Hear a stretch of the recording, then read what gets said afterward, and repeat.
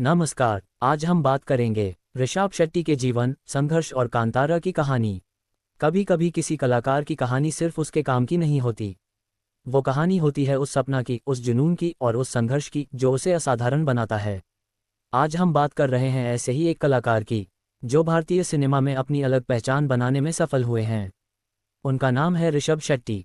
ऋषभ शेट्टी का जन्म 7 जुलाई 1983 को कर्नाटक के छोटे गांव में हुआ।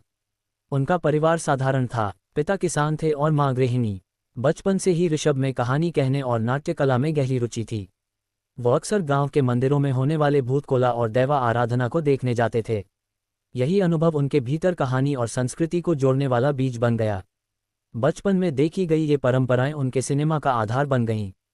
थिएटर से सिनेमा तक ऋषभ ने अपनी पढ़ाई पूरी करने के दौरान थिएटर में हिस्सा लिया। उन्होंने भंडारकर्स कॉलेज, कुंडापुर में कई नाटकों में अभिनय किया। थिएटर ने उन्हें ये सिखाया कि सिनेमा सिर्फ कैमरा और संवाद नहीं होता, बल्कि यह भावना और अनुभव का संयोजन है। धीरे धीरे उन्होंने महसूस किया कि सिर्फ अभिनय ही नहीं, बल्कि कहानी लिखना और उसे निर्देशित करना भी उनकी पहचान बन सकता है। ऋषभ ने सिनेमा की दुनिया में शुरुआत की क्लैप बॉय और असिस्टेंट डायरेक्टर के रूप में। उन्होंने कई छोटी भूमिकाएं की और निर्देशन की बारीकियां सीखी। पहली बार उन्हें स्क्रीन पर देखा गया तुगलक 2012 में। लेकिन उनका सपना था ऐसी फिल्म बनाना जो संस्कृति, आस्था और कहानी को जीवित करे। पहली फिल्म रिकी साल 2016 में ऋषभ शेट्टी ने लिखा और डायरेक्ट किया। ये फिल्म पर्यावरण और समाज पर केंद्रित थी। हालांकि यह फिल्म बॉक्स ऑफिस पर बहुत बड़ी हिट नहीं हुई, लेकिन इसने ये संदेश दिया कि ऋषभ की सोच गहरी और सामाजिक जागरूक है। ग्रेजुएशन कैप किरका पार्टी युवा सिनेमा में पहचान। किरका पार्टी ने ऋषभ शेट्टी को नाम दिलाया। कॉलेज लाइफ, दोस्ती और रोमांच से भरी यह फिल्म दर्शकों को बहुत पसंद आई। ये फिल्म साबित करती है कि ऋषभ सिर्फ निर्देशन में ही नहीं, बल्कि कहानी कहने में भी माहिर हैं।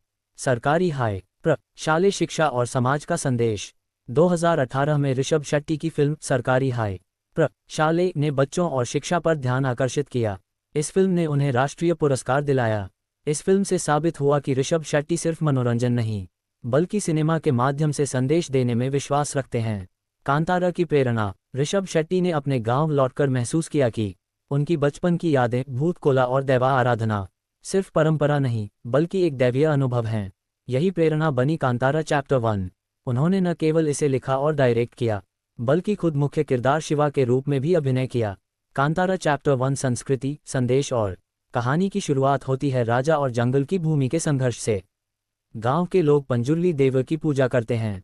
ये देवता गांव के जीवन और सुरक्षा का प्रतीक है। शिवा, फिल्म का नायक, अपने पिता की मौत के बाद पूजा से दूर हो जाता है। लेकिन जब सरकार जंगल की जमीन पर दावा करती है, तो शिवा और गांव वालों के लिए शुरू होता है संघर्ष। इंसान बनाम सिस्टम, धर्म बनाम लालच और प्रकृति बनाम सत्ता। फिल्म में भूत कोला, पारंपरिक नृत्य और देवता के रूप को बेहद सटीक दिखाया गया है।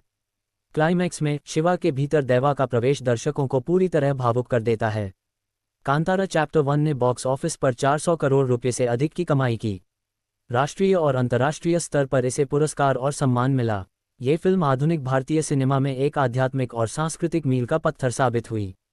कांतारा चैप्टर 2। ऋषभ शेट्टी ने कांतारा चैप्टर 2 को कांतारा 1 का प्रीक्वल बताया।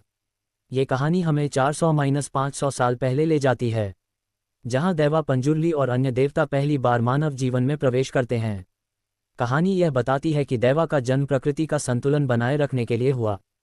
फिल्म में संघर्ष इंसान और देवता के बीच ही नहीं, बल्कि मानव के अहंकार और लालच के बीच भी दिखाया गया है। प्रतीकवाद, संगीत और दृश्य इस फिल्म का मुख्य आकर्षण हैं। अग्नि, पानी, जंगल और भूत कोला के माध्यम से ऋषभ शेट्टी ने दर्शकों को एक आध्यात्मिक अनुभव दिया। ऋषभ शेट्टी का मानना है कि सिनेमा केवल मनोरंजन नहीं, बल्कि मानव और देवता के बीच सेतु का माध्यम है।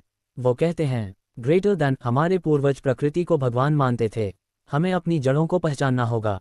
उनकी फिल्मों का संदेश युवा पीढ़ी के लिए स्पष्ट है। अपनी मिट्टी और संस्कृति की कहानी बताएं और उसे सच्चाई और सम्मान के साथ पेश करें। योजक चिन्ह, योजक चिन्ह, योजक चिन्ह। हबिस्कस कांतारा की शिक्षा और संदेश। कांतारा 1 और 2 से हम सीखते हैं। पहला, प्रकृति हमारी माता है, उसका सम्मान करें। दूसरा, धर्म अनुभव है, नियम नहीं। तीसरा, ईश्वर हमारे भीतर है। ऋषभ शेट्टी ने इस त्रिवेणी को सिनेमा के माध्यम से प्रस्तुत किया। ये दर्शाता है कि यदि कहानी सच्ची और भावपूर्ण हो, तो भाषा कभी बाधा नहीं बनती। अब निष्कर्ष पर चलते हैं। ऋषभ शेट्टी सिर्फ अभिनेता या निर्देशक नहीं, वह आधुनिक युग के दर्शनकार और कहानीकार हैं। उन्होंने दिखाया कि भारतीय सिनेमा में संस्कृति, आस्था और आधुनिकता का संगम संभव है। उनकी फिल्में केवल देखी नहीं जाती, बल्कि अनुभव की जाती हैं। कांतारा एक यज्ञ है, जहां कैमरा मंत्र है, संगीत पूजा है, और हर दर्शक श्रद्धालु। दोस्तों, ये कहानी हमें याद दिलाती है कि हम चाहे जितने आधुनिक क्यों न बन जाएं, हमारी आत्मा हमेशा उसी मिट्टी से जुड़ी है जहां से देवता ने हमें जन्म दिया। और शायद यही कारण है कि कांतारा सिर्फ देखी नहीं जाती, वो महसूस की जाती है। अगर आपको वीडियो अच्छी लगी तो सब्सक्राइब जरूर करना। फोल्डेड हैंड्स, धन्यवाद।